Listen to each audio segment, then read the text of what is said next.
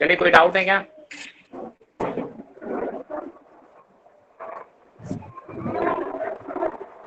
Any doubts?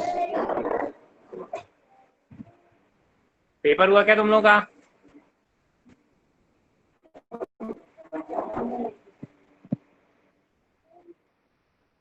Am I audible to everyone?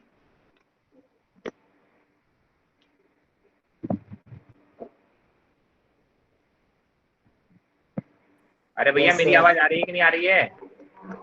आ रही है sir. हाँ तो बोलो भाई, कुछ बोल ही नहीं रहे हो कोई भी, पता कैसे चले आ रही है? चलो, कोई डाउट है?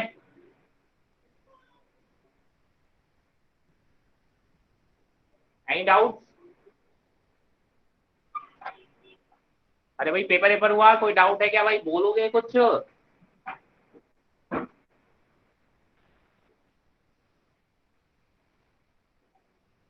Guys, am I audible to everyone?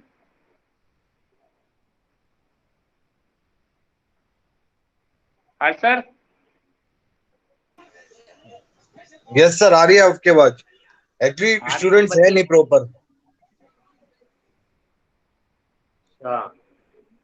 Join कर रहे हैं धीरे धीरे सर दोबारा. अरे कितना लेट करेंगे भाई? 5-10 हटाओ जरा.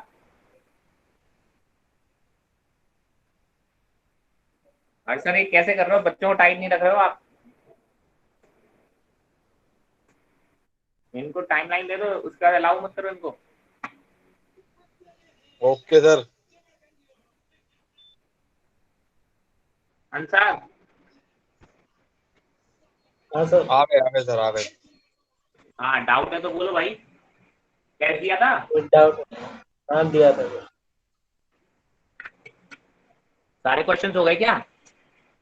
नहीं सर, अभी एनालाइज नहीं करा मैंने, टाइम नहीं मिल पाया. अच्छा, टाइम नहीं मिला टेस्ट के बाद तेरे को एनालाइज करने का? बहुत बिजी हो रहा है तू मतलब. तो काम कर रहा था. चलिए, क्या स्कोर आ रहा है? क्या सर? स्कोर क्या है? 157. 1 57. 157. Very good. चलिए, कहाँ पहुंच गए थे अपन? चलो बताओ मुझे. रिवर बोट प्रॉब्लम हो गई थी सर. अच्छा, हाँ, लास्ट क्लास आप लोगों की, ठीक है, जो सबसे ज्यादा प्रॉब्लम कर रही थी. चलो, एक क्वेश्चन नोट डाउन करो.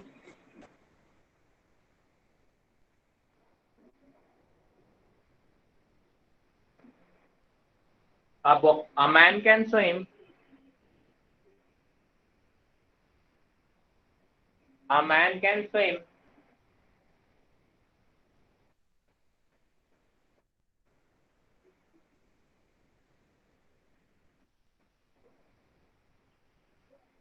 with speed, with speed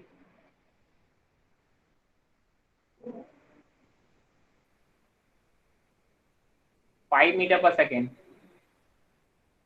5 meter per second in a river, in a river flowing with speed 2 meter per second.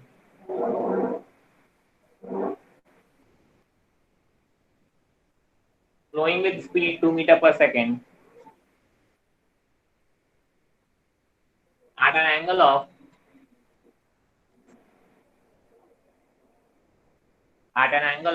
120 degree from the flow of the river.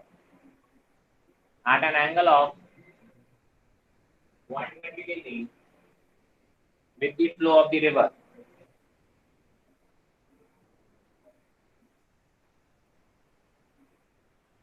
Find the time. Find the time to reach the opposite end.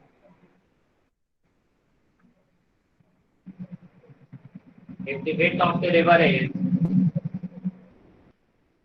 if the width of the river is 5√3 meters. Is question clear to everyone?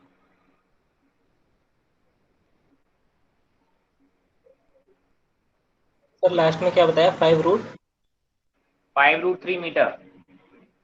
Okay sir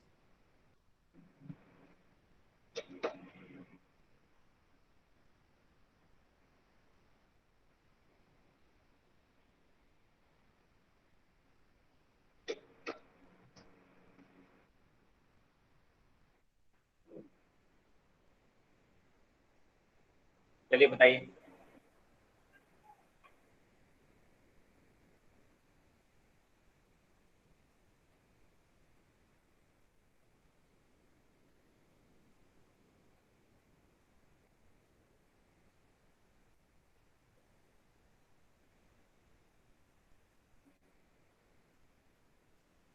try कीजिए, बताइए.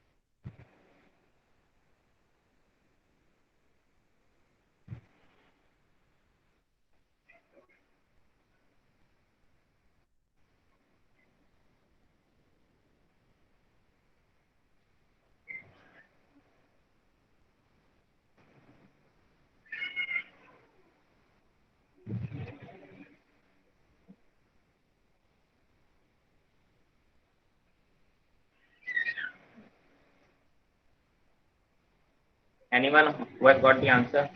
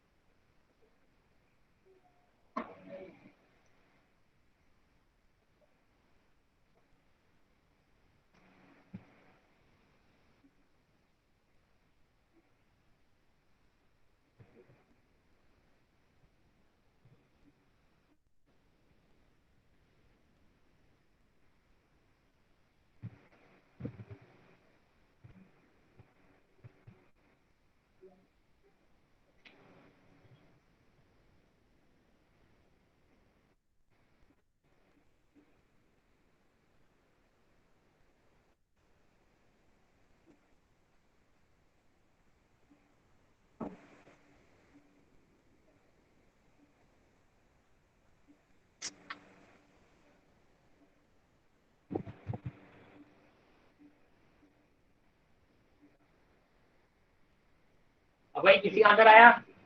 Anyone?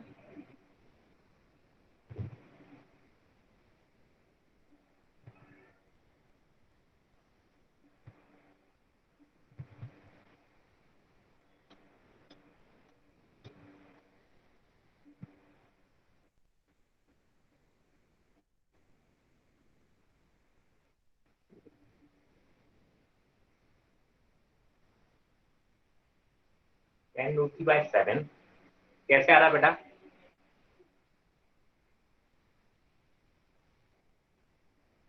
Answer कैसे आया? Sir time तो formula में put कर दिया क्या बोल रहे हो? सर जो टाइम वाला फॉर्मूला है ना डी क्या अपॉन है फॉर्मूला? यू फॉर्मूला बोलो. D upon you cos theta D की वैल्यू कितनी 5√3 और यू की वैल्यू कितनी? 7 हो जाएगी. 7 कैसे हो गई बेटा? यू क्या होता है इसमें? यू स्पीड होती है ना उसकी, मैन की। किसकी स्पीड है? मैन मैन की स्पीड कितनी दे रखी है? 5 दे रखी है, 7 दे रखी? 5 दे रखी है। तो 7 कैसे रख दी? सर मुझे लगा ऐड हो जाएगी वो 5+2। नहीं, आपको क्यों लगा बेटा? फॉर्मूला में क्या दे रखा है बेटा? फॉर्मूले में मैन की स्पीड यू, अगर आप थ्योरी पढ़ रहे होंगे, और वेलोसिटी ऑफ रिवर को वी बोला हुआ है। क्या हमने यू प्लस वी लिखा हुआ है वहां पे? नहीं। तो फिर आपको क्यों लग रहा है ऐड हो जाएगा? रीजन तो दो ऐड हो जाने का, कि आपको ऐसा लग रहा है। लगने के रीजन होने चाहिए भाई साहब। आपके दिमाग में लगने लगे कि सर यू की वैल्यू 18 रख दो, 100 रख दो, मेरे को ऐसा लगा। लगने का रीजन भी होना चाहिए भाई साहब। उस फॉर्मूले में देखिए, रिवर की स्पीड को v से डिनोट करते हैं, और मैन जो दैट कैन स्विम विद, है ना, जिस स्पीड से स्विम कर सकता है उसको यू डिनोट करते हैं। कहाँ यू प्लस वी रखा है क्या फॉर्मूले में? नहीं सर। तो फिर आपने क्यों यू प्लस वी रख दिया? फॉर्मूला तो यू कॉस थीटा ही है। Yes sir. कॉस थीटा की वैल्यू कितनी रखी है? क्या? cos थीटा की हाफ रखी है। कितनी रखी है? हाफ। हाँ, cos थीटा की वैल्यू 120 है कितनी ना। ली है? अरे अच्छा सर, 1 मिनट अभी देख लो सर। फिगर नहीं बनाया आपने आंसर?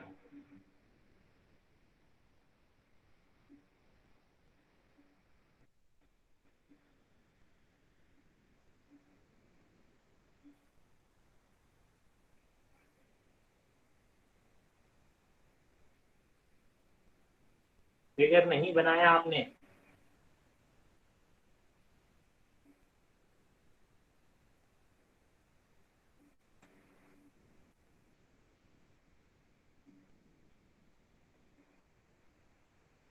चलिए, बाकी लोगों को नहीं बना, बाकी लोगों ने मतलब इसका मतलब थोड़ी नहीं पड़ी घर जाके। आपको बोला गया ये रिवर है, रिवर की स्पीड दे रखी है 2 मीटर पर सेकेंड। इसकी जो विड्थ दे रखी है वो दे रखी है 5√3 मीटर। आपको बोला गया कि मैन इज स्विमिंग, जो फ्लो ऑफ द रिवर है उसके साथ एंगल कितना है? 120 डिग्री। आपको तो सर इस डायरेक्शन से एंगल चाहिए होता है, तो ये एंगल आएगा 30 डिग्री। फॉर्मूले की वैल्यू होती है T equal to D by U cos theta. D की वैल्यू है 5√3, यू की वैल्यू है 5 मीटर पर सेकेंड, और cos 30 की वैल्यू होती है √3/2। 5 से 5 cancel, √3/2, that is equal to 2 second.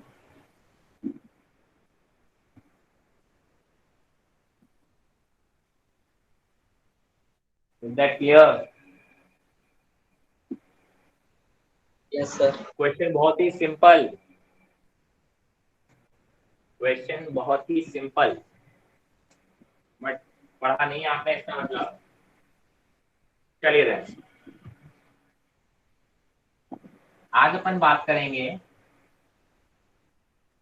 Circular motion की। इसकी बातें करेंगे सर्कुलर मोशन की। देखिए सर्कुलर मोशन क्या होता है? कोई भी मोशन जो कि आप बोलते हो कि एक सर्कल के अलोंग हो रहा हो, उसको आप बोलते हो सर्कुलर मोशन।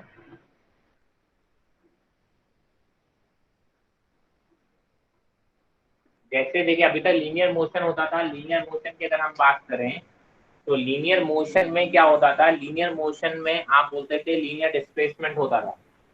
यहाँ पे आप बात करोगे सर एंगुलर डिस्प्लेसमेंट आएगा, राइट? जैसे कि फॉर एग्जांपल आप बोलते हो कि यहाँ से यहाँ पहुंचने में कितना एंगल ट्रेस हो गया, आप बोलोगे डी थीटा। ये जो लाइन है, ये लाइन ने कितना एंगल चेंज किया उसको बोलते हैं डी थीटा या थीटा। ठीक है, इसको कहते हैं हम एंगुलर डिस्प्लेसमेंट। क्या बोलते हैं इसको? Angular displacement.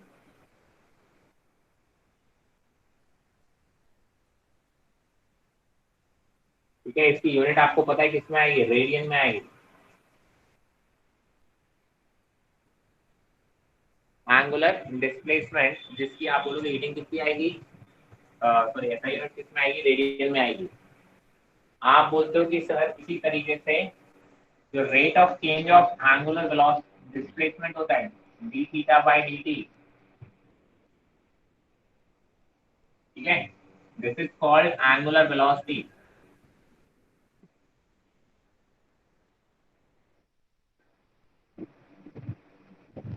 क्या बोलते हैं इसको? Angular velocity.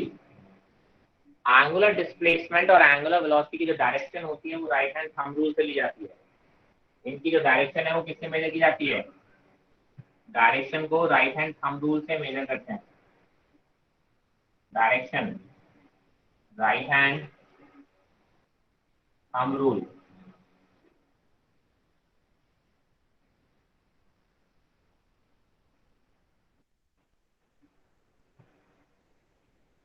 बेसिकली कैसे, आपने बोला अगर मान लो जिस डायरेक्शन में बॉडी घूम रही है, राइट हैंड लो, राइट हैंड की फिंगर्स को उसी डायरेक्शन में यूं कर्ल करो। आप बोल सकते हो जो थंब है, थंब की डायरेक्शन आप बोलोगे that will give you the direction of D theta या फिर omega, omega in angular velocity here, ठीक है। राइट हैंड थंब रूल, आप बोलेंगे कि सर जिस डायरेक्शन में वेलोसिटी है, जिस डायरेक्शन में वेलोसिटी है, आप बोलते हो उसी डायरेक्शन में आप अपनी राइट हैंड की फिंगर्स को कर्ल करें, ठीक है। तो आप क्या बोलोगे कि सर जो थंब होता है वो बेसिकली आपको क्या देगा? वो आपको देगा एंगुलर वेलोसिटी की direction, right hand thumb rule इसको हम बोलते हैं, ठीक है। Is that clear to everyone?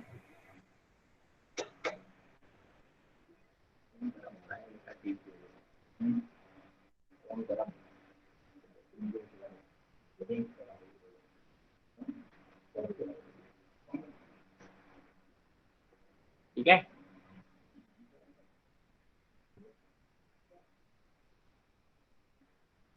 चलिए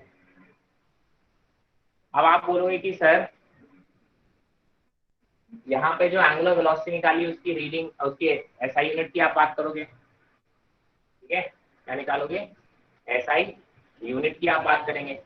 तो एसआई यूनिट क्या होगी? इसकी होगी रेडियन, और टाइम की क्या होगी? सेकंड। तो आप बोलते हो कि सर इसकी जो यूनिट होती है वो होती है रेडियन पर सेकंड। कोई दिक्कत? चलिए, मैंने कहा सर यहाँ पे जरा बात करो, जो रिलेशन होता है एंगुलर वेलोसिटी के मैग्नीट्यूड में और लीनियर वेलोसिटी में होता है v equal to R omega. अगर आपकी लीनियर स्पीड v है, अगर आपकी लीनियर स्पीड v है और radius of the circular path is r, तो आप बोलते हो कि सर दोनों में जो रिलेशन होता है वो होता है v equal to R omega, ठीक है। क्या होगा? v equal to R omega.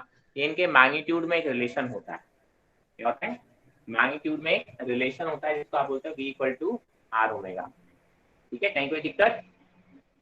चलिए अब कुछ और चीजें हम बात करेंगे। मुझे बस ये बताओ, ये जो सर्कुलर मोशन है ये एक यूनिफॉर्म मोशन है या नॉन यूनिफॉर्म मोशन है? एनीवन?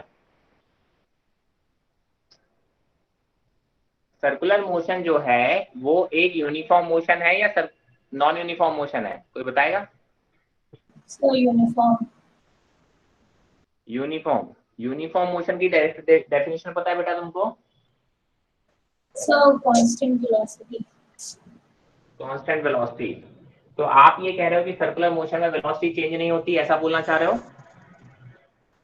Yes sir. यस और नो? Yes sir.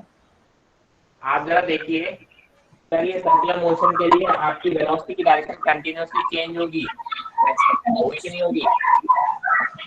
मैग्नीट्यूड नहीं चेंज होगा। नहीं, मैग्नीट्यूड छोड़ो, डायरेक्शन चेंज हो रही कि नहीं हो रही? यस सर हो रही है। डायरेक्शन चेंज हो रही मतलब वेलोसिटी चेंज हो रही है। आप कैसे कह रहे हो कि वेलोसिटी चेंज नहीं हो रही है?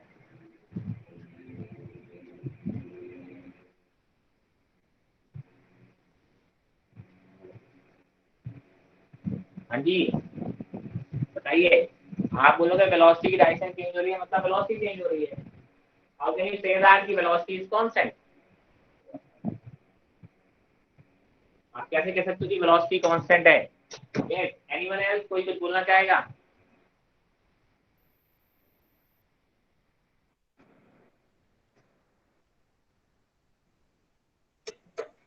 बताइए बताइए, कोई कुछ बोलना चाहेगा? अरे बोला करो यार, कुछ तो बोलो। यूनिफॉर्म मोशन है या नॉन यूनिफॉर्म मोशन है, सर्कुलर मोशन, बताइए। सर नॉन यूनिफॉर्म में यूनिफॉर्म एक्सेलरेटेड मोशन है। अच्छा है। क्या क्या, फिर से बोलना। सर नॉन यूनिफॉर्म मोशन में यूनिफॉर्म एक्सेलरेटेड होगा। हर दोनों मुझे पहली बात तो नॉन यूनिफॉर्म मोशन है, आई थिंक आप इसमें क्लियर हो गए। और यूनिफॉर्म एक्सेलरेटेड होगा कि नहीं होगा ये आप बता ही नहीं सकते अभी तो। मैं कहता हूँ यूनिफॉर्म एक्सेलरेटेड भी हो सकता है और नॉन यूनिफॉर्म एक्सेलरेटेड भी हो सकता है, पहली चीज। ठीक है, चलिए देन। मैं तो ये कहता हूँ कि यूनिफॉर्म एक्सेलरेशन वाला ऑप्शन बहुत ही कम होगा। चलिए खैर, तो सबसे पहले तो आप ये मान के चलिए कि सबसे बहुत इंपॉर्टेंट सी चीज है कि सर्कुलर मोशन कभी भी वर्ड आ जाए, हाईलाइट कर लेना जितने बार भी आप होगी सर, जब भी सर्कुलर मोशन की बात आएगी आप बोलोगे it will always be a non uniform motion.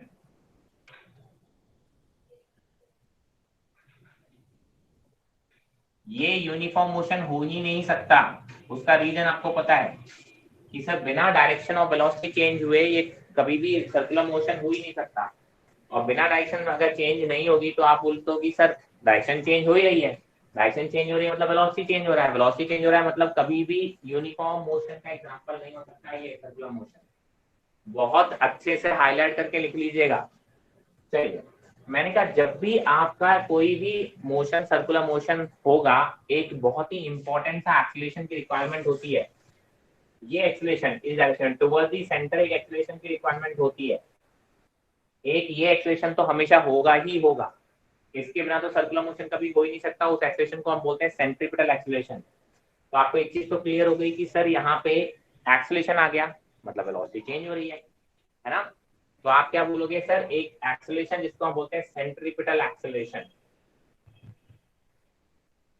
Centripetal acceleration.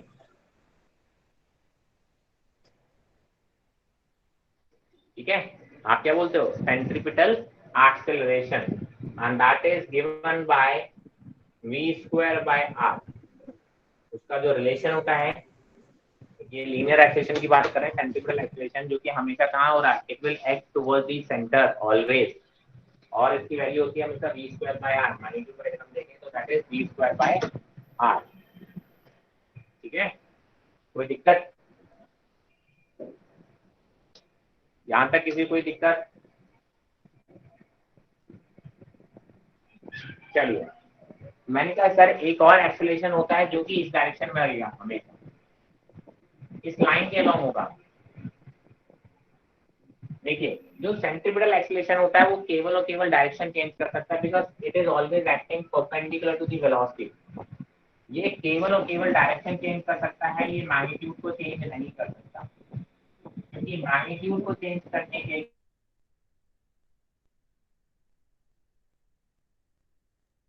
लिए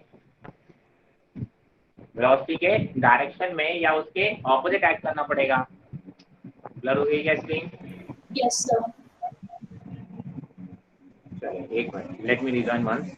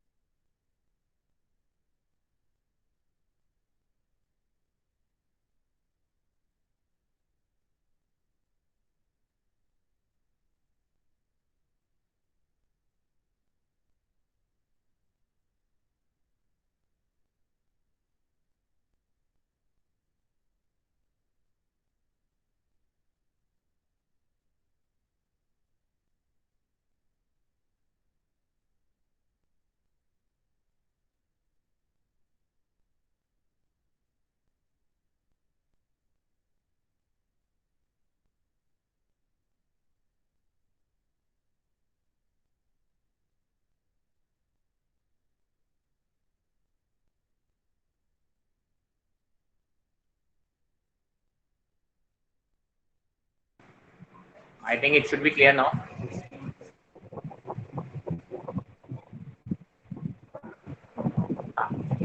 तो मैं बोल रहा था कि सर आपने बोला कि कोई भी एक्सेलरेशन को अगर आपको मैग्नीट्यूड वेलोसिटी का मैग्नीट्यूड चेंज करना है, वेलोसिटी का मैग्नीट्यूड चेंज करने के लिए उसका कोई ना कोई कंपोनेंट वेलोसिटी की डायरेक्शन में या उसके ऑपोजिट डायरेक्शन में होना चाहिए।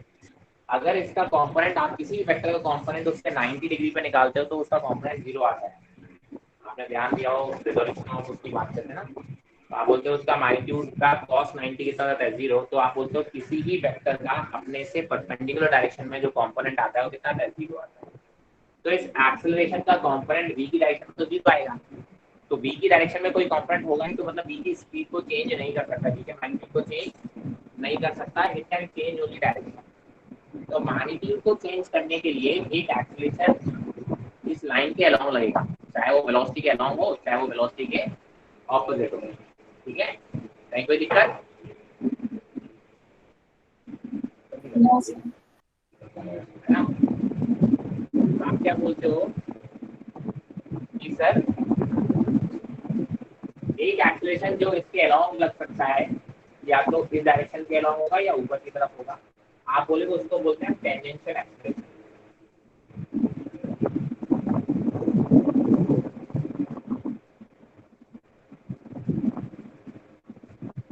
Tangential acceleration.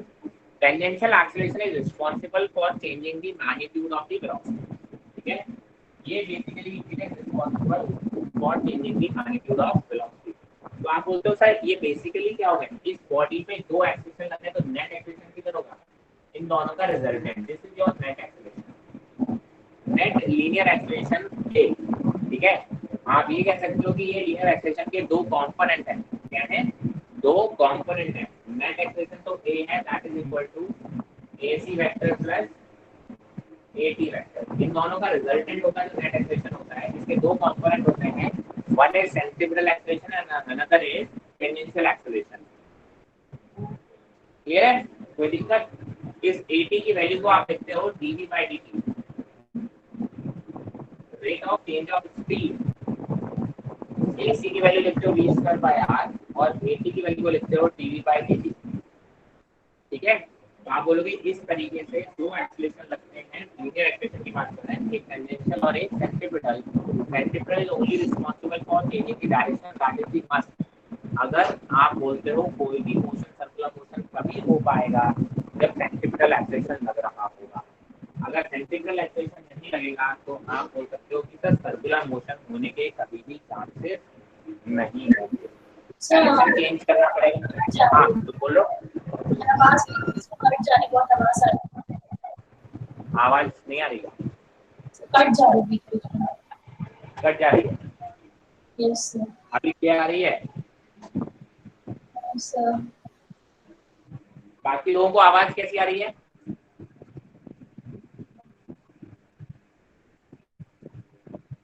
मेरी वॉइस में कोई दिक्कत है किसी को, बाकी लोगों को? यस सर, कुछ प्रॉब्लम आ रही है वहां से। अभी कैसी आ रही है? अभी तो ठीक है। चलो दोबारा प्रॉब्लम आए तो बताना मुझे, ठीक है। देखता हूँ शायद नेटवर्क में कोई इश्यू आ रहा हो, एक बार रिज्वाइन कर लूंगा। चलिए रहे, क्या बोल रहा था मैं? हाँ, दो टाइप के एक्सप्रेशन लीनियर एक्सप्रेशन बताए थे, एक एटी और एक एसी, और दोनों का रिजल्टेंट आपका कहलाता है नेट एक्सप्रेशन, ठीक है। बेसिकली आप कह सकते हो एक एक्सेलरेशन जो नेट एक्सेलरेशन एक बॉडी पे लगता है उसके ही दो कंपोनेंट होते हैं, एक होता है टेंजेंशियल और एक होता है centripetal acceleration. Centripetal acceleration is responsible for changing the direction of the motion and the tangential acceleration is responsible for changing the speed of the velocity। कोई दिक्कत किसी को? नहीं कोई दिक्कत, किसी तरह की परेशानी? आया ना कुछ तो बोलिए। No sir. चलिए तो टेक द स्क्रीनशॉट, फिर आगे बढ़ो।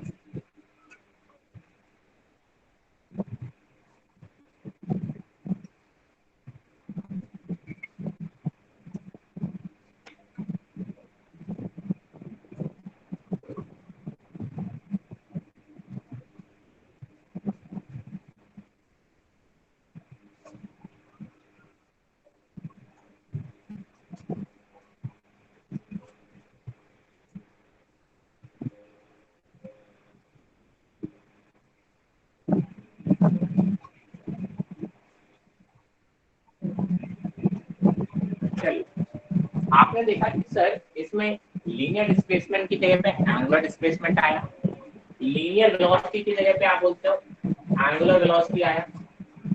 सिमिलरली आप बोलते हो कि आपसे लीनियर एक्सीलरेशन की जगह पे यहाँ पे एक आता है एंगुलर एक्सीलरेशन,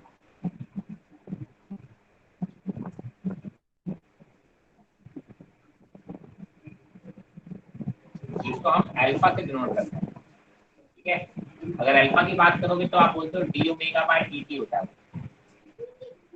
इसकी यूनिट की अगर आप बात करोगे तो क्या होगा, रेडियन पर सेकंड स्क्वायर। इसकी डायरेक्शन अगर आप बोलोगे सर ये भी राइट हैंड थंब रूल से निकलती है, राइट हैंड थंब रूल से निकलती है, बट इसमें थोड़ा सा ध्यान रखना, अगर स्पीड एंगुलर स्पीड इंक्रीज हो रही है, अगर एंगुलर स्पीड इंक्रीज हो रही है तो आप बोलोगे कि जो अल्फा है that is in the direction of angular speed, और अगर एंगुलर स्पीड डिक्रीज हो रही होगी तो आप बोलोगे alpha is opposite to the angular speed. बस, तो आप एंगुलर स्पीड या एंगुलर वेलोसिटी की डायरेक्शन आप निकाल लोगे। एंगुलर वेलोसिटी की अगर एंगुलर स्पीड का मैग्नीट्यूड बढ़ रहा है, वेलोसिटी का मैग्नीट्यूड क्या हो रहा है, बढ़ रहा है, तो आप क्या बोलोगे कि सर एंगुलर वेलोसिटी की डायरेक्शन में ही एंगुलर एक्सेलरेशन। अगर एंगुलर वेलोसिटी का मैग्नीट्यूड डिक्रीज हो रहा है, इसका मतलब आप बोलोगे कि angular acceleration is in the direction opposite to the angular velocity. और एंगुलर वेलोसिटी की डायरेक्शन आपने कैसे निकाली थी sir, right hand thumb rule से निकाली थी। कैसे निकाली थी, राइट हैंड थंब रूल से निकाली थी। कोई दिक्कत, बोलते जाएं प्लीज। चलिए, मैंने कहा सर जैसे d equal to R omega लिखा था, इसी तरीके से आप बोलते हो AD equal to R alpha होगा। ये आर क्या, यहाँ पे ध्यान रखें ये रेडियस है सर।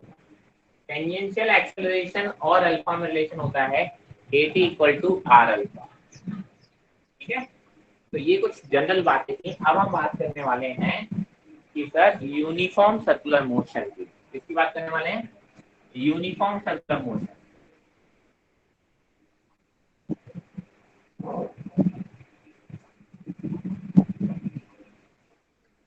हाँ भाई, किसी को कोई दिक्कत,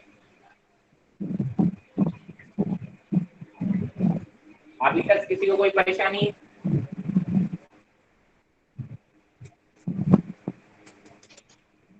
नहीं है तो दिक्कत है, ध्यान रखना, कोई ना कोई परेशानी होनी जरूर चाहिए। गजब करो यार, आपको कोई परेशानी नहीं है, मैं थोड़ा सरप्राइज हूँ। सर ये आपने कहा था ना यूनिफॉर्म नहीं हो सकता, आपने अब यूनिफॉर्म सर्कुलर हाँ मोशन का। बिल्कुल, मैंने कहा था कि sir circular motion uniform motion नहीं हो सकता। Did I say that this is we are going to study uniform motion? Circular motion is an example of non-uniform motion. Non-uniform motion का मतलब क्या हुआ, कोई चीज यूनिफॉर्म नहीं है, वो क्या चीज है, मोशन, और motion is represented by velocity, है ना। यहाँ पे हम बात कर रहे हैं वेलोसिटी जिसकी कांस्टेंट नहीं हो। यही वर्ड यूनिफॉर्म सर्कुलर मोशन की बात आ जाए तो समझ जाना क्या है, यूनिफॉर्म मतलब कांस्टेंट, कांस्टेंट के आगे क्या लिखा है, circular motion. That means we are going to talk about constant angular velocity, we are not talking about the constant velocity. So it is a type of non uniform motion. But non uniform motion में भी circular motion दो type के हो सकते हैं, एक uniform circular motion और एक non uniform circular motion. Clear है, दो टाइप के हो सकते हैं, एक यूनिफॉर्म सर्कुलर मोशन और दूसरा होगा नॉन यूनिफॉर्म सर्कुलर मोशन। कोई दिक्कत, सर एक बार फिर से बताइए, क्या बोल रहे हो, सर एक बार फिर से बताइए जो आपने बताया ना, एंगुलर स्पीड चेंज नहीं होगी, नहीं एंगुलर वेलोसिटी कांस्टेंट होगी। तो आप बोलोगे कि सर्कुलर मोशन कैसा है, यूनिफॉर्म सर्कुलर मोशन। देखिए ये यूनिफॉर्म मोशन नहीं बोल रहा हूँ, फिर से बोल रहा हूँ, मैं यूनिफॉर्म सर्कुलर मोशन बोल रहा हूँ। यूनिफॉर्म मोशन का मतलब था कांस्टेंट वेलोसिटी, लीनियर वेलोसिटी की बात होती थी। यहाँ पे है कांस्टेंट सर्कुलर मोशन, मतलब एंगुलर वेलोसिटी। वेलोसिटी यहाँ पे भी कांस्टेंट नहीं है, यानी कि यूनिफॉर्म मोशन नहीं है ये, बट ये यूनिफॉर्म सर्कुलर मोशन। यूनिफॉर्म का मतलब होता है कांस्टेंट, और आप बोलते हो सर्कुलर मोशन को आप सर्कुलर वेलोसिटी या एंगुलर वेलोसिटी पढ़ें, तो हम यूनिफॉर्म एंगुलर वेलोसिटी की बात कर रहे हैं, हम यूनिफॉर्म वेलोसिटी की बात नहीं कर रहे हैं। क्लियर है,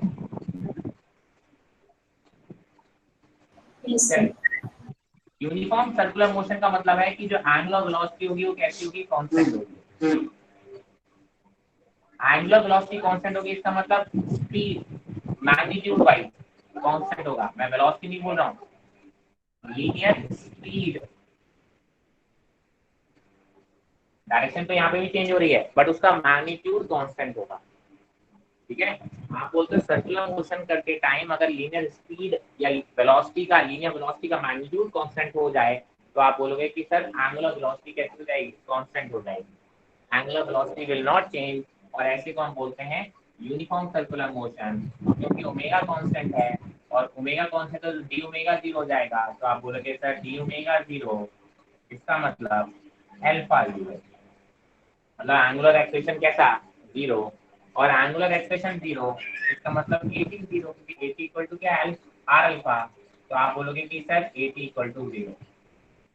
वैसे भी देखो सर V इक्वल टू क्या है, कांस्टेंट है, मतलब स्पीड कांस्टेंट है, वेलोसिटी का मैग्नीट्यूड कांस्टेंट है, तो वेलोसिटी का मैग्नीट्यूड कौन चेंज करता है, टेंजेंशियल एक्सेलरेशन। तो सर टेंजेंशियल एक्सेलरेशन को भी कैसा होना पड़ेगा 0, टेंजेंशियल एक्सेलरेशन को कैसा होना पड़ेगा 0। क्या ये बात समझ में आई? पहली चीज। दूसरी चीज मैंने कहा sir non uniform circular motion.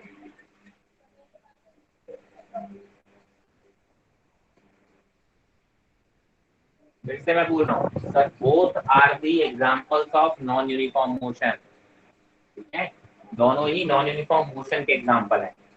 Non uniform circular motion मतलब नॉन यूनिफॉर्म एंगुलर वेलोसिटी, मतलब एंगुलर वेलोसिटी कांस्टेंट नहीं होगी, मतलब अल्फा की वैल्यू 0 नहीं होगी, मतलब अब लीनियर स्पीड जो है, मतलब v की वैल्यू ऑफ कांस्टेंट नहीं होगी, मतलब AT की वैल्यू ऑफ कांस्टेंट नहीं होगी, या AT की वैल्यू 0 अब नहीं होगी। क्या ये बात समझ में है? तो ये तो यहाँ तक कोई दिक्कत? कुछ नहीं हो गया ना क्या बोल रहे हो बेटा, आपकी आवाज कट रही है। सर, फिर ये तो नॉन यूनिफॉर्म मोशन ही हो गया ना, नॉन यूनिफॉर्म सर्कुलर मोशन। बेटा नॉन यूनिफॉर्म मोशन तो ये भी है, ये नॉन यूनिफॉर्म मोशन कहाँ नहीं है, ये भी नॉन यूनिफॉर्म मोशन है। क्या ये यूनिफॉर्म लग रहा है आपको? सर यूनिफॉर्म क्यों लग मोशन रहा है यूनिफॉर्म? हाँ, सर्कुलर यूनिफॉर्म, सिर्फ यूनिफॉर्म नहीं। तो यूनिफॉर्म सर्कुलर है तो फिर ये यूनिफॉर्म सर्कुलर थोड़ी ना है, नॉन यूनिफॉर्म सर्कुलर है। दोनों में डिफरेंस समझ में आ रहे हैं क्लियरली? हाँ सर, इन दोनों में तो आगे वही है ना कि जब ये दोनों सेम ही चीजें हैं, और नॉन यूनिफॉर्म सर्कुलर मोशन और नॉन यूनिफॉर्म मोशन, तो फिर I am not getting your voice. Your voice is coming a lot of disturbance. फिर से बोलिए। मैं कह रही हूँ कि नॉन यूनिफॉर्म सर्कुलर मोशन और नॉन यूनिफॉर्म मोशन एक ही है, तो फिर कैटेगरी में क्यों डिवाइड किया गया है? Non uniform motion Anyone who can understand her? किसी को समझ में आ रहा है? मैं पूरी तरीके से नहीं समझ पा रहा हूँ। आप बोल रहे हो non uniform circular motion is an example of non uniform motion, ये बोल रहे हो? सो मैं बोल रही हूँ कि नॉन यूनिफॉर्म सर्कुलर मोशन भी, मतलब जो आपने उसके अंदर बताया कि एंगुलर वेलोसिटी कांस्टेंट नहीं होगी, तो ये सब तो फीचर्स नॉन यूनिफॉर्म मोशन के ही है ना। ये सब तो क्या है? सर उसके features,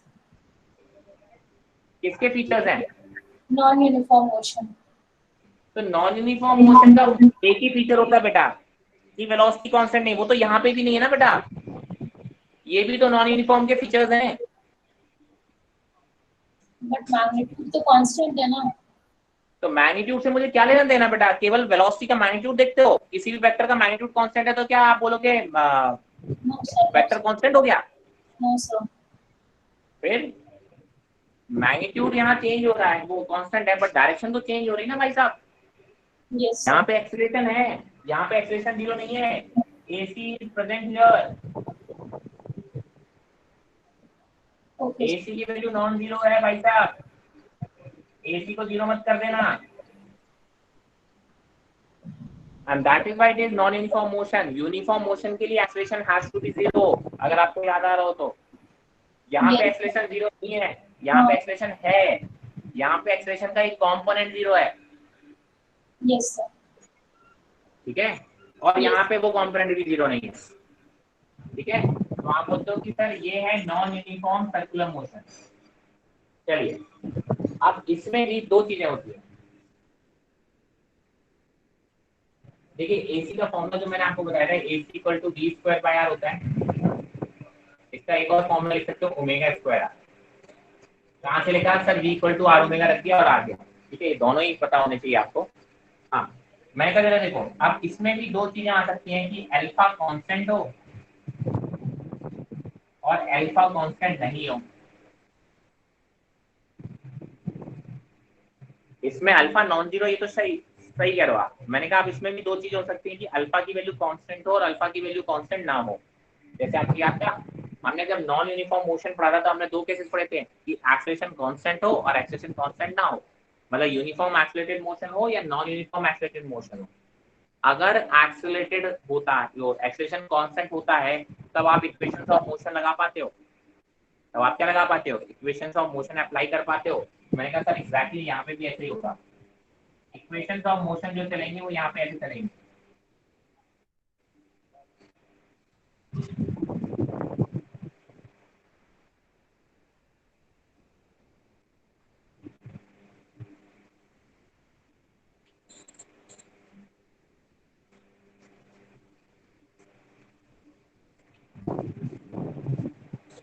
v equal to U plus A T होता था, यहाँ पे होगा omega final is equal to omega initial plus alpha into T. Displacement clear हो गया क्या? कि चल रहा है? आई थिंक इट्स चल रहा है सर। चल रहा है। हाँ, है ना। आप बोलते हो कि सर यहाँ पे थीटा की जो वैल्यू होती थी, सॉरी डिस्प्लेसमेंट होता था s equal to U T plus half A T square. यहाँ पे डिस्प्लेसमेंट की जगह एंगुलर डिस्प्लेसमेंट आ गया, तो क्या हो गया? Theta is equal to omega I into T plus half alpha T square. और तीसरी इक्वेशन होती थी v square is equal to U square plus 2s।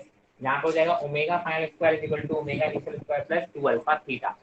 But ये these equations are only valid when the alpha is constant।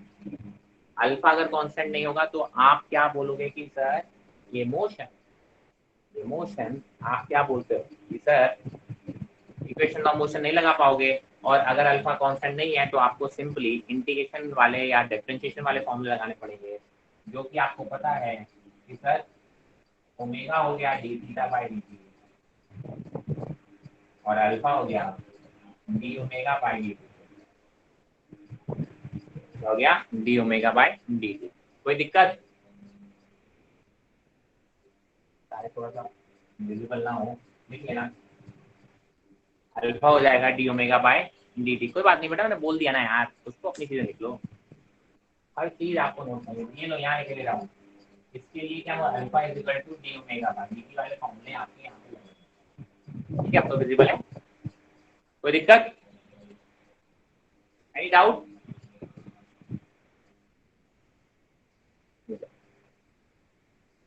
आप visible है? क्या ये बातें क्लियर हो गई?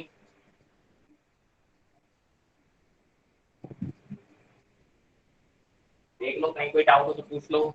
एनीवन?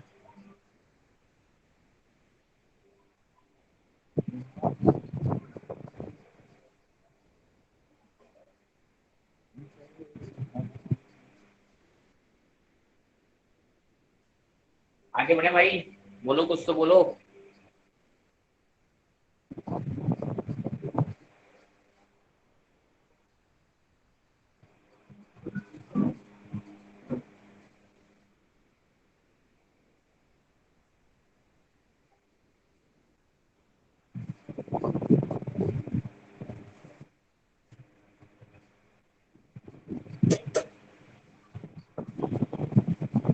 तो यूनिफॉर्म सर्कुलर मोशन जो आपने एसी बताया है उसका भी मैग्नीट्यूड कांस्टेंट है ना? क्या बोल रहे हो बेटा? फिर से बोलो। सर यूनिफॉर्म सर्कुलर मोशन में जो भी आपने बताया कि एसी भी 0 के बराबर नहीं है, तो वो उसका सिर्फ मैग्नीट्यूड की बात हो रही है ना, डायरेक्शन तो चेंज हो रहा है। डायरेक्शन तो चेंज हुए बिना सर्कुलर मोशन हो ही नहीं सकता ना। हाँ ठीक। इसलिए मैंने यहाँ स्पीड वर्ड तक लिख दिया है ताकि आप लोग कंफ्यूज नहीं हो जाए। We are talking about linear speed. Magnitude,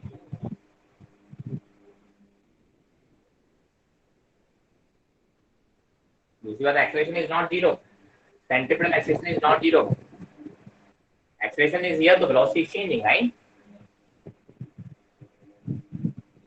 चलिए देन एक क्वेश्चन नोट कर लीजिए।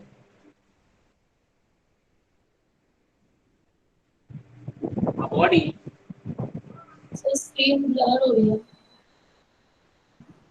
स्क्रीन ब्लर होनी तो नहीं चाहिए। अच्छा हो गई, हाँ wait wait, let me reason one.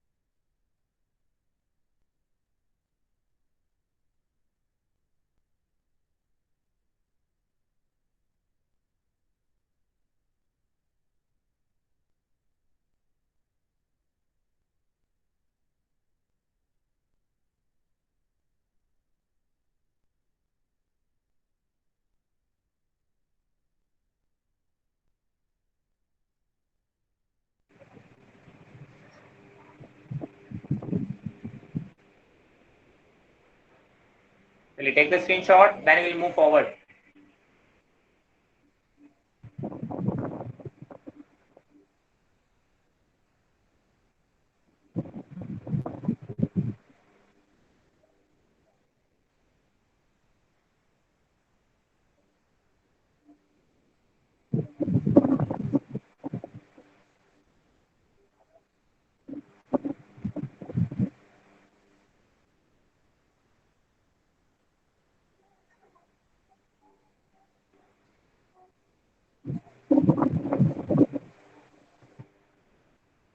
चलिए एक अनाउंसमेंट है, आप लोगों की जूलॉजी की डीपी पे आपकी कल डिस्कस होगी, ठीक है? तो अपनी जूलॉजी की डीपी आप सॉल्व कर लें, tomorrow will be the discussion. I am surprise, आज टेस्ट के लिए किसी ने भी डाउट नहीं किया, या तो टेस्ट बहुत इजी आएगा।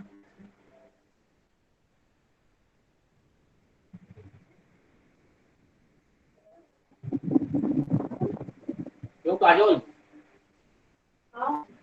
सारे हो गए थे questions?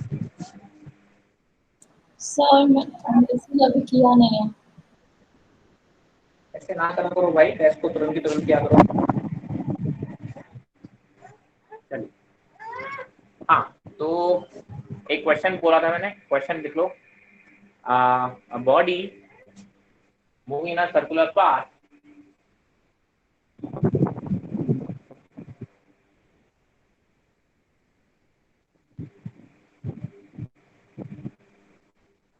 moving in a circular path with decreasing speed, with decreasing speed,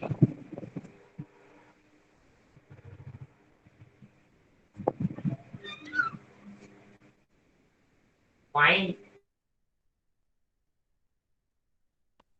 the velocity, find the angle between acceleration of velocity, acceleration and velocity, linear velocity, theta की value less than 90 degree, theta की value greater than 90 degree, theta की value 90 degree, theta की value 0 degree. चार option है।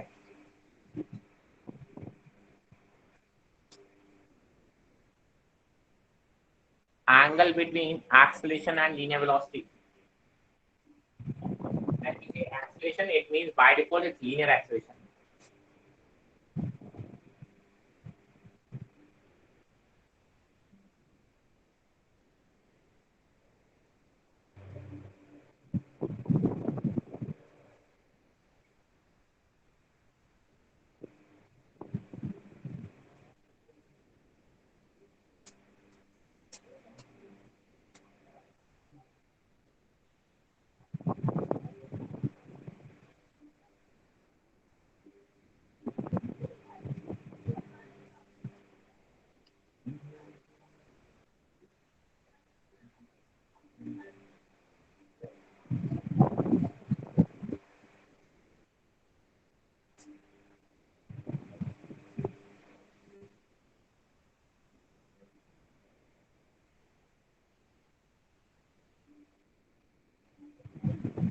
अरे भाई answer दो।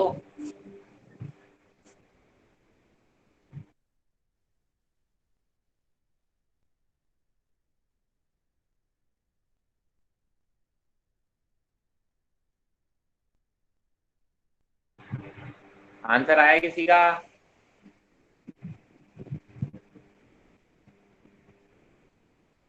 Anyone?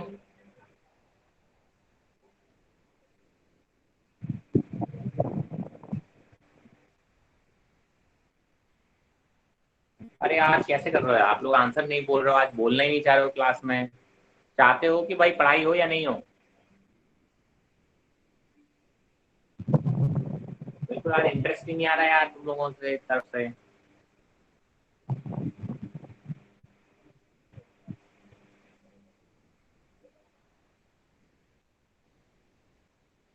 Am I audible to everyone?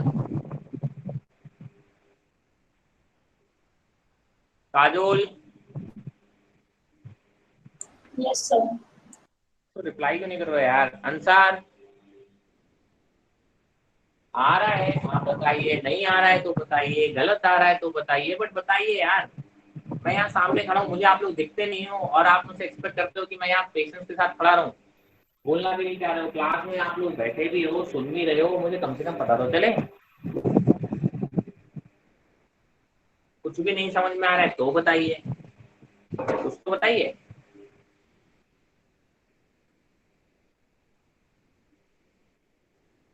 Raju बेटा क्वेश्चन समझ में आया? एक्चुअली क्वेश्चन लिख नहीं पाया क्या?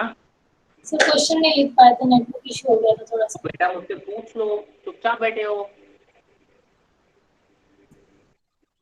कैसे करते हो यार? मतलब चुपचाप बैठे हो, क्वेश्चन नहीं लिख पाया तो।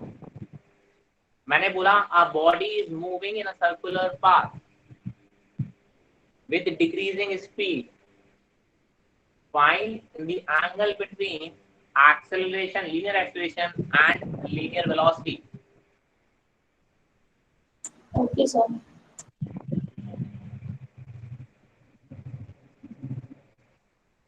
चार ऑप्शन दे रखे हैं आपके सामने।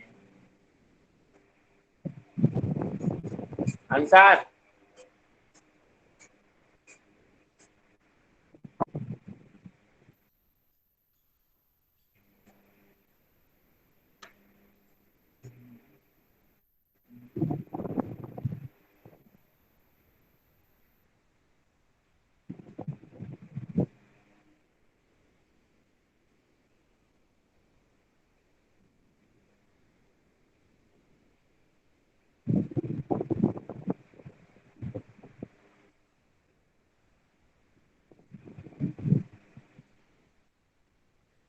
छोड़िए यार, आप लोगों को समझ में आया नहीं इसका मतलब। क्वेश्चन कुछ है नहीं, अगर आप फिगर बना लेते तो। मुझे लगता है कि आप लोगों ने फिगर भी बनाया होगा। आप बोलते हैं ये वेलोसिटी की डायरेक्शन है। अगर स्पीड डिक्रीजिंग है, अगर स्पीड डिक्रीजिंग है तो आप बोलते हो कि जो इसका एक्सीलरेशन होगा, टेंजेंशियल एक्सीलरेशन, वो इसके ऑपोजिट डायरेक्शन में होगा, तभी इसकी स्पीड डिक्रीजिंग हो सकती है। मैं कहा एक एक्सीलरेशन टुवर्ड्स द सेंट्रीपिटल होगा ही होगा, net acceleration will be in this direction. तो आप बोलोगे नेट एक्सीलरेशन और एंगल देखिए यहाँ पे, it will be greater than 90 degree. क्या था इस क्वेश्चन में? फिगर बनाओ, खत्म।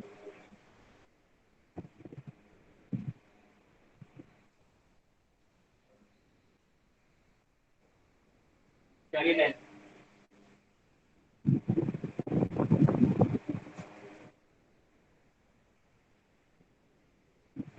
तो this is all about motion in plane, है ना? आई गेस कोई भी चीज स्किप नहीं होगी तो बता देना। बाकी अब आपको प्रैक्टिस करनी है, आपको डीपीपी मिल जाएंगी मोशन इन प्लेन की, है ना? चलिए, अब वैसे आप जूलॉजी की डीबीपी सब याद रखें, कल आपकी डिस्कस होगी तो डू सॉल्व दैट डीबीपी। चलिए, अब हम बात करते हैं नेक्स्ट चैप्टर की तरफ, एंड नेक्स्ट चैप्टर का नाम है that is Newton laws of motion. Newton laws of motion,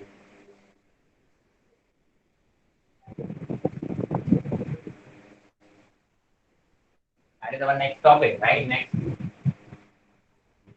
फिर से आप देख ध्यान रखना कि इसमें वेक्टर्स वगैरह खूब जम के यूज होने वाले हैं, ठीक है? चलिए, मैंने कहा सर न्यूटन ने 3 लॉ दिए थे, 3 लॉ में सबसे पहले हमने बोला था लॉ, फर्स्ट लॉ जिसको हम लॉ ऑफ इनर्शिया भी बोलते हैं, फर्स्ट लॉ जिसको हम लॉ ऑफ इनर्शिया भी बोलते हैं,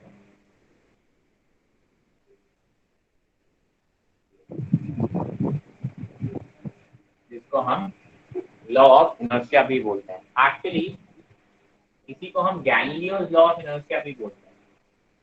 इनिशियली सबसे पहले आप बोलते हो कि सर ये गैलीलियो ने ये स्टेटमेंट दिया था, उसी को इन्होंने थोड़ा सा मॉडिफाई करके न्यूटन अंकल ने अपने नाम पे कर लिया।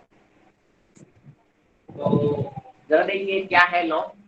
उसने बोला था कि सर कोई भी body, the body is at rest, ठीक है, if a body is at rest then it will remain at rest.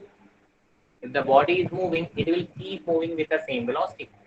कहने का मतलब है कि सर आप बोलते हो कोई भी बॉडी जिस भी स्टेट में है, अगर वो रेस्ट पर है या फिर वो एक वेलोसिटी से मूव कर रही है, it tries to be in the same state, वो हमेशा उसी स्टेट में रह जाना चाहती है।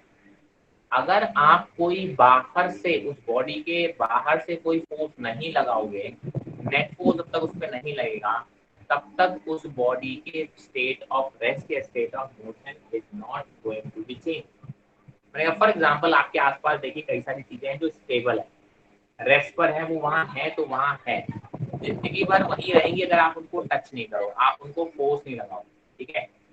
या फिर आप बोलो कोई बॉडी अगर चल रही है तो it will keep on moving, है ना, विद द सेम वेलोसिटी, जब तक आप उसे रोकने की कोशिश नहीं करोगे या बाहर से कोई ऐसा फोर्स उसमें नहीं लग रहा हो जो उसको रोकेगा, तब तक आप क्या बोलोगे, वो बॉडी कभी भी रुक नहीं सकती है, ठीक है। तो आप कह सकते हो कि सर एक प्रॉपर्टी डिफाइन की गई जिसको हम बोलते हैं inertia. So every body possesses a property, a characteristic property, this is called inertia, which opposes any change in its state of rest or motion. लिख लो आप, inertia की definition लिख लो। Inertia is the characteristic property of a body. Inertia is the characteristic property of a body. Inertia is the characteristic property of a body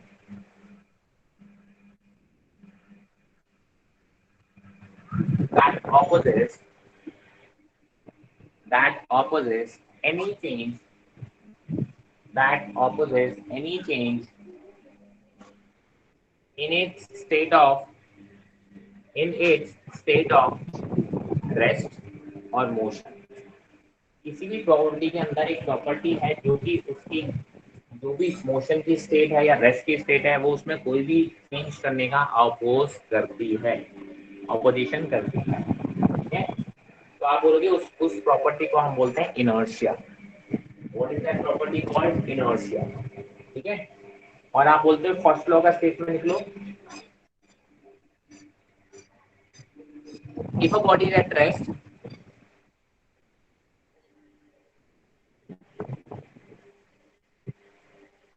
it will remain at rest. It will remain at rest.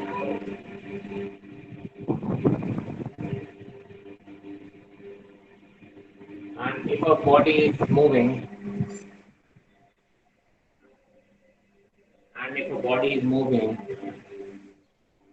it will keep moving with the same velocity. It will keep moving with the same velocity.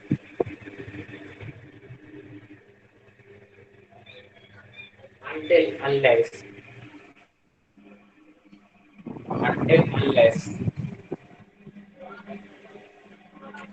a net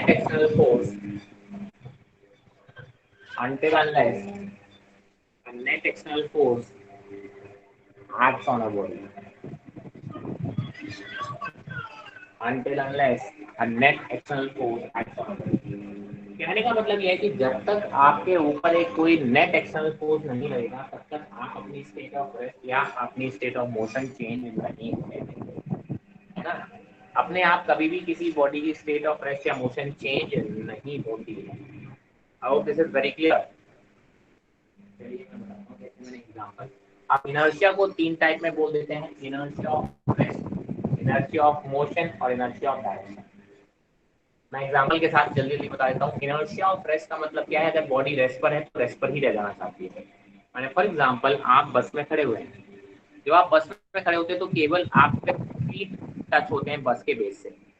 जब बस चलती है तो बस पे force लगता है, बस पे एक्सेलरेशन लगता है, और जो बस पे टच पार्ट है दैट इज फीट, उसके थ्रू वो फोर्स आपकी बॉडी में ट्रांसफर होने की कोशिश करता है। तो फीट में तो वो तुरंत की तुरंत ट्रांसफर हो जाता है, ऊपर बॉडी तक वो ट्रांसफर नहीं हो पाता। तो इस वजह से फीट तो बस के साथ चले जाते हैं, बट ऊपर वाली बॉडी रेस्ट पे रह जाना चाहती है। तो आप बोलते हैं इसी वजह से you feel a backward jerk, है ना। तो एक्चुअली व्हाट हैपेंस, आपके पैर आगे चले गए जबकि आपकी बॉडी पीछे ही रह गई, ठीक है। So that happens due to inertia of rest of the upper body. Similarly अगर आप बोलते हो कि पहले, इसलिए आप बोलते हैं ना कि आप हमेशा जब भी खड़े हो तो प्रॉपर्ली पकड़ के खड़े हो ताकि नीचे से फोर्स लगे फीट के थ्रू, और ऊपर हाथ से पकड़ के आप फोर्स लगाओगे तो दोनों तरफ से जब फोर्स ट्रांसफर होता है तो पूरी बॉडी में फोर्स प्रॉपर्ली ट्रांसफर हो जाता है। तो हम थोड़ा सा जर्क फील करते हैं बस। नेक्स्ट है, आप बोलते अगर एक ऑलरेडी बस में जा रहे हो, bus is moving with the constant velocity and suddenly brakes apply. Brake apply हुए मतलब एक्सेलरेशन लगा मतलब बस पे फोर्स लगा। बस पे फोर्स लगा, बस के फीट आपके टच है बस के सरफेस से, तो आपके फीट में ही वो फोर्स ट्रांसफर हो गया, बट अगेन अपर बॉडी में वो फोर्स ट्रांसफर नहीं हो पाया। तो आपकी अपर बॉडी में कोई एक्सेलरेशन नहीं आया, आपकी अपर बॉडी तो उसी स्पीड से आगे चली जाती है, जबकि लोअर बॉडी मतलब फीट वगैरह जो है वो रेस्ट पे आ जाते हैं बस के साथ, and that's why you feel a forward jerk, है ना। क्योंकि ऊपर वाली बॉडी जैसी मूविंग थी वो उसी तरीके से मूविंग रहना चाहती है, तो वो आगे चली जाती है, जबकि फीट आपके बस से टच से उस पर फोर्स लग जाता है और फीट आपके रेस्ट पे आ जाते हैं, ठीक है। तो आप बोलोगे इससे आपको फॉरवर्ड फोर्स लगता है। सिमिलरली जब आप बोलते हो कि कोई कार या बस सर्कुलर टर्न ले रही होती है, तो आपकी वेलोसिटी कैसी थी, ऐसे स्ट्रेट जाने की। आपकी बॉडी स्ट्रेट जाने की थी, लेकिन बस क्या होती है, बस अपने पाथ से अंदर की तरफ चली गई। टर्न लेते हो ना, टर्न लेके आप टर्न हो गए, जो स्ट्रेट लाइन जा रहे थे अब वो टर्न होके बस अंदर की तरफ चली गई। आपकी बॉडी तो स्ट्रेट लाइन ही जाने की कोशिश कर रही होती है, क्योंकि आपकी बॉडी पे पूरी तरीके से फोर्स ट्रांसफर नहीं हो पाता है। नीचे वाले जो पोर्शन है वो तो टच होता है, तो वो तो बस के साथ अंदर चला जाता है, जबकि ऊपर वाला पोर्शन अभी भी बाहर की तरफ रह जाएगा स्ट्रेट लाइन मोशन करता हुआ। तो that's why you feel an outward push when a body is, so when a bus is turned, so that is due to the inertia of direction, ठीक है।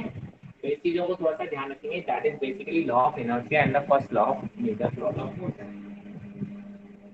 इसमें आई होप किसी को कोई दिक्कत है तो पूछ सकते हैं। Any doubt in this? Yes, anyone, any doubts? No sir. Clear है ना?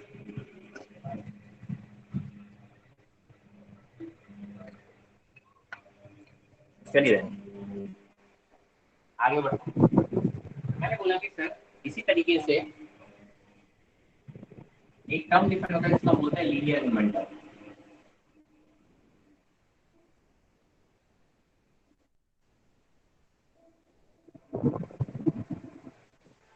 Linear momentum p vector is nothing but the product of mass and the velocity vector. Okay? तो मास तो एक कांस्टेंट है, स्केलर है, तो आप बोलोगे इसकी डायरेक्शन भी कैसी होगी, same as that of velocity. p और v की डायरेक्शन सेम होगी क्योंकि मास एक पॉजिटिव कांस्टेंट होता है। Direction is same as that of velocity.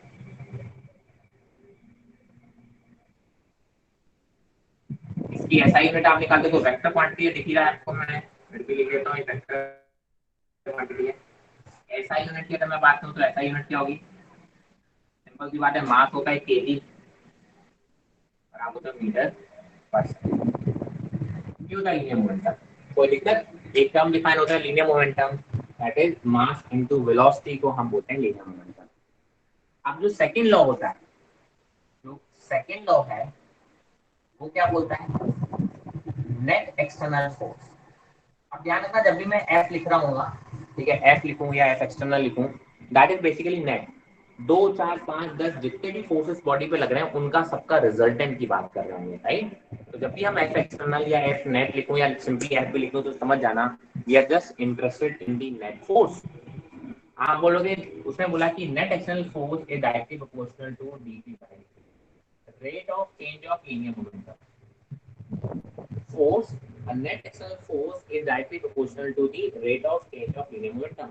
जितना ज्यादा फोर्स होगा उतना ही ज्यादा तेजी से किसी बॉडी का लिनियर मोमेंटम चेंज हो रहा होगा। S is proportional to dt बाय dt। कांस्टेंट आप लगाओगे, प्रोपोर्शनलिटी हटाओगे तो स्टैंडर्ड जो ऐसा यूनिट है उसमें उस कांस्टेंट की वैल्यू 1 के बराबर होती है। तो आप बोलोगे ये जो वैल्यू आती है ये है सेकंड लॉ, ये है second law. Net external force acting on the body is equal to the rate of change of linear momentum. मैंने कहा सर बहुत अच्छी बात है, F external is equal to d mv by dt। ये to function वाला जाएगा, u into we वाला डिफरेंशिएशन में आप फंक्शन लगाओगे, आप बोलोगे सर मास भी चेंज हो सकता है, वेलोसिटी भी चेंज हो सकती है। तो F external की वैल्यू होगी u इंटू वी वाला फॉर्मूला लगाओगे तो एक बार तो m कांस्टेंट है और दूसरे का डिफरेंशिएशन ले लेते हैं, दूसरी बार d को कांस्टेंट मान लो और पहले का डिफरेंशिएशन ले लो, ये आ जाता है आपका नेट फोर्स। अब मैक्सिमम टाइम क्या होता है कि सर हमारा मास कैसा होता है, कांस्टेंट होता है। मैक्सिमम टाइम कैसा होता है, हमारा जो मास होता है वो कैसा होता है, कांस्टेंट होता है। तो अगर मेरा मास कांस्टेंट है, मास कैसा है, कांस्टेंट है, मास कांस्टेंट है मतलब dm कितना हो जाएगा, dm by dt कितना हो जाएगा, 0 हो जाएगा।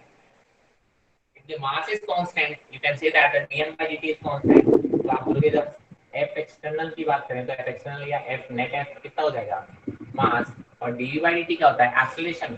तो dv by dt is acceleration. आपने अभी तक force equal to mass into acceleration पढ़ा होगा, that is not second law, that is just one special case of second law. Remember this, F equal to mass into acceleration is not the second law, it is just the one special case of the second law। Is it clear? मैंने कहा दूसरा case अगर हम बात करें, इसमें second case अगर हमारा v कांस्टेंट हो जाए, अगर v कांस्टेंट हो जाएगा तो आप बोलोगे dv by dt 0 हो जाएगा। बहुत आवाज आ रही है पीछे से। किस तरीके की आवाज आ रही है सर गड़बड़ करके आवाज आ रही है बहुत देर से। किसी और से पूछ लीजिए, मे बी मेरे नहीं आ रही हो। अभी भी आ रही है? अब नहीं आ रही है सर। तो बहुत सी बात है, नहीं आ रही है। हाँ, मैंने कहा सर अगर dv by dt 0 हो जाएगा तो ये वाला टर्म 0 हो जाएगा। तब आप बोलोगे नेट फोर्स कैसे निकालोगे, तो नेट फोर्स की वैल्यू निकालोगे v into dm by dt। क्या ये बात समझ में आया, कहीं कोई दिक्कत? ठीक है, तो आप बोलोगे वैसे अगर दोनों ही चीजें वेरिएबल होंगी, ना मास चेंज हो रहा है ना वेलोसिटी चेंज हो रहा है, तो ठीक है, मास भी चेंज हो रहा है वेलोसिटी भी चेंज हो रहा है, तो दिस इज योर जनरल जो कि आपका हमेशा है। तो this is your second law of motion. इसमें कहीं कोई दिक्कत हो तो बताओ, पूछ लो, आराम से देख लो, और अगर कोई दिक्कत नहीं हो तो वो बता दो, तो फिर आप स्क्रीनशॉट ले लो और हम आगे बढ़ते हैं। मैंने थोड़ा बड़ा बना लिखने की कोशिश की, आई होप लोगों को क्लियरली विजिबल हो। कुछ बच्चों की थोड़ा सा बताया था कि शायद थोड़ा छोटा देखने में दिक्कत आती है, तो आई एम ट्राइंग थोड़ा सा बड़ा लिखने का। I was resisting not to speak, but क्या करें, क्या हो गया, कोई दिक्कत नहीं है बेटा, कौन क्या हो गया? कुछ नहीं आपसे नहीं हो रही। चलो कोई बात, प्रॉब्लम है तो बेझिझक बताएं, कहीं किसी को कोई बुराई वाली बात नहीं।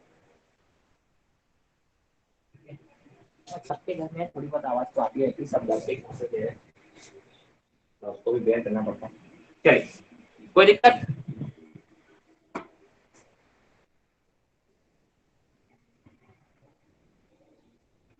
नहीं डाउट? पूरे बोर्ड में जो भी लिखा है उसमें किसी भी स्टेप में किसी को कोई डाउट हो तो पूछ लो ईमानदारी से, आराम से, कोई बुराई नहीं है, कोई पर्टिकुलर चीज में कोई डाउट हो तो। और अगर नहीं हो तो फिर आगे बढ़ते हैं। सर राइट साइड का नहीं दिख रहा है। मतलब दिख नहीं रहा है? हाँ सर नहीं दिख रहा है, मतलब आधा नहीं दिख रहा है राइट साइड। कहाँ तक दिख रहा है? सर एम तक दिख रहा है बस। कहाँ तक? नहीं, ये फोर्स की फॉर्मूले में एम तक दिख रहा है, एम के आगे नहीं दिख रहा है। m into a ऐसा? हाँ पूरा मतलब उस लाइन से। वेट, आप हॉरिजॉन्टल स्क्रीन पे देख रहे हो या वर्टिकल पे देख रहे हो? Sir horizontal. फुल स्क्रीन है आपके पे? Yes sir. आई डाउट, बाकी आई थिंक आपने स्क्रीन रोटेशन वाला कुछ दिक्कत है आपके पे, आपने रोटेट नहीं किया है, बाकी because other students are saying that they can see complete. Computer पे मैंने पूरा फुल स्क्रीन किया है।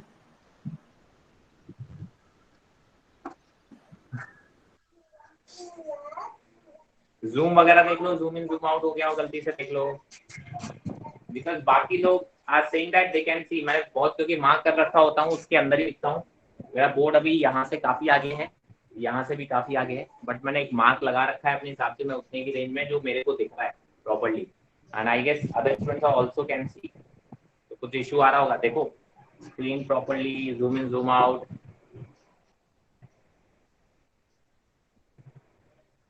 एल्स किसी और से स्क्रीनशॉट शेयर कर लेना प्लीज। कृति, कृति अगर आपको क्लियर आ रहा है तो उसका स्क्रीनशॉट प्लीज आपस में शेयर कर लेना, ठीक है। I am pretty sure that you must be connected to WhatsApp और समथिंग। अगर ऐसा कोई प्रॉब्लम किसी को आ रहा है इंडिविजुअल लेवल पे तो प्लीज शेयर योर स्क्रीनशॉट, ठीक है। अगर थोड़ा चेक करना, आना नहीं चाहिए इतना इशू। आई अभी इससे पहले दिख रहा था कंप्लीट या पहले भी नहीं दिख रहा था? नहीं, पहले भी नहीं दिख रहा था। और ये प्रॉब्लम आज आ रही है, पहले भी आती थी?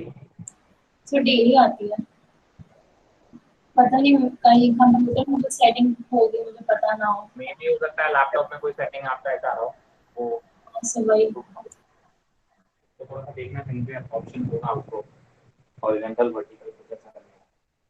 मोबाइल में it's completely visible. Yes, mobile में जब करते हैं तो दिखता है क्या करते हैं। यही इश्यूज हैं ऑनलाइन डिजिटल फील्ड, कहीं ना कहीं कुछ ना कुछ इश्यूज आएंगे, we have to bear with it, ठीक है। सो मेक श्योर आप लोग आपस में स्क्रीनशॉट शेयर कर लें, so I think that will short out your problem. चलिए देन आगे बढ़ते हैं। मैं आपको बता देता हूँ कि यहाँ पे m कांस्टेंट है, m कांस्टेंट है तो dm by dt 0 हो जाएगा, dm by dt 0 हो जाएगा तो इसमें यह टर्म 0 हो जाएगा, तो mass into d by dt को मैंने सिर्फ एक्सेलरेशन लिख दिया, मास इनटू एक्सेलरेशन। दूसरे केस में v कांस्टेंट है तो d by dt 0 हो जाएगा, तो आप बोलोगे फोर्स वैल्यू हो जाएगी v into dm by dt, ये लिखा हुआ होता है और कुछ भी नहीं। तो ये था सेकंड लॉ, क्या था सेकंड लॉ। मैं चलिए आगे बढ़ते हैं। नाउ अगर मैं बात करूं सर लीनियर मोमेंटम की बात कर लेते हैं, law of linear momentum conservation.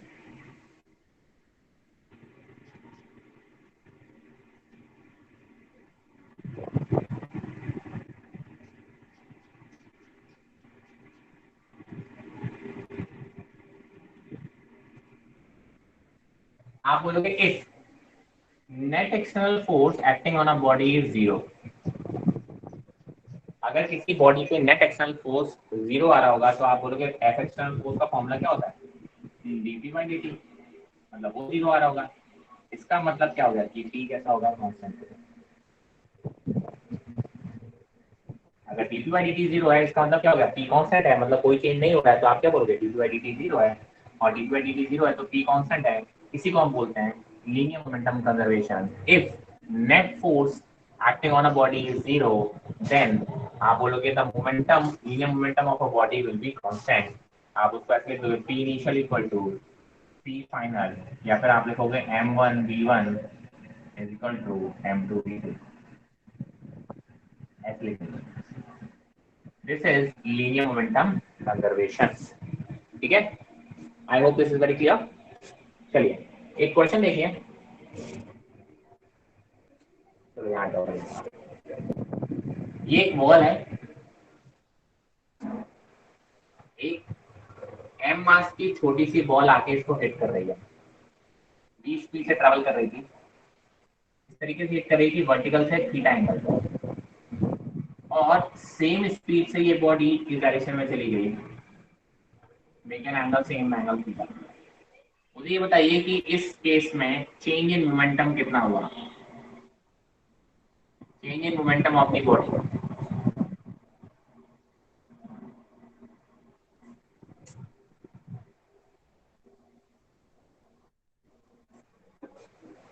change in a linear momentum of the body।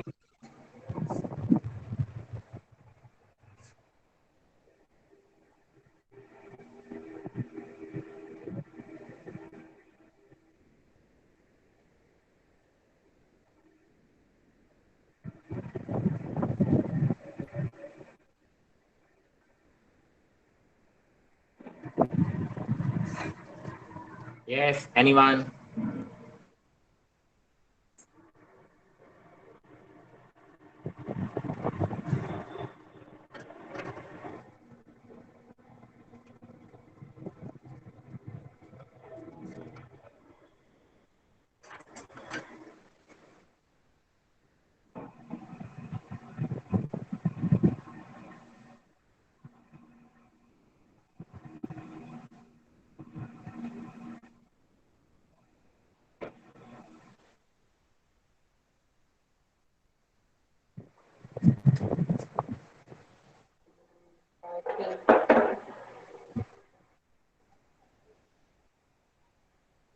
who has got the answer?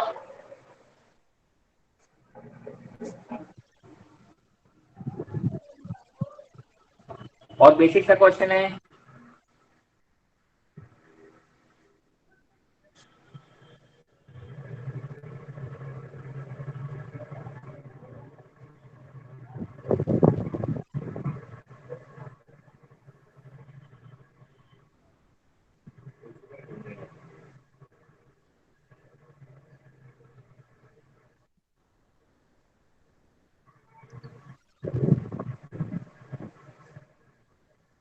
चलिए इधर देखिए, मैं का सिंपल सी बात है, इनिशियल मोमेंटम, इनिशियल वेलोसिटी ये डायरेक्शन है, अगर आप इसके एंगल निकालोगे तो ये एंगल आ जाएगा थीटा, ये भी हो गया। तो आप बोलोगे सर अगर मैं इनिशियल मोमेंटम लिखूंगा तो mass into initial velocity, velocity को क्या लिख सकता हूं मैं, v sin थीटा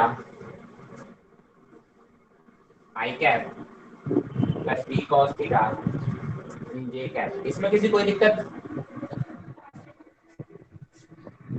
मैंने कहा similarly final velocity is in this direction, ये फाइनल वेलोसिटी, ये एंगल थीटा, ये एक्स और वाई, आप बोलोगे p final is equal to m into minus v sin theta i cap plus v cos theta j cap. कोई दिक्कत?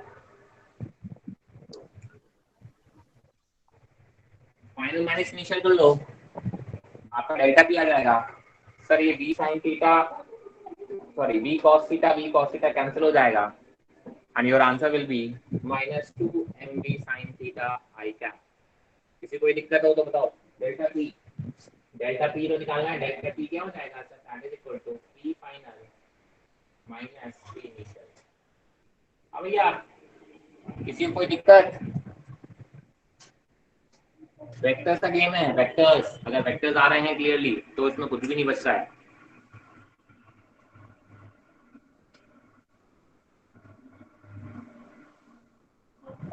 कोई दिक्कत किसी को? एनीवन? यार बोला करो यार, बोलते नहीं हो, कैसे हो यार, इस बैच को डिसोन कर दूंगा यार, बोलते ही नहीं। No sir. चलिए तो आज तो इतना ही काफी है। टेक द स्क्रीनशॉट एंड आपको डीपीपी आज प्रोवाइड करवा दूंगा मोशन प्लेन की। नेक्स्ट टेस्ट का टॉपिक ऑलरेडी बता दे रहा हूँ, कुछ लोग इंडिविजुअली मुझे मैसेज करते हैं, पहले से ही बता देता हूँ। नेक्स्ट टेस्ट होगा पूरा काइनेमेटिक्स, मोशन इन 1D, मतलब motion in straight line, motion in plane board. ठीक है, एक हफ्ते पहले फिनिश हो गया, बस आपको प्रैक्टिस करनी है। आज आपको डीपीपी दिलवा दूंगा, तो will have to practice and then we are ready for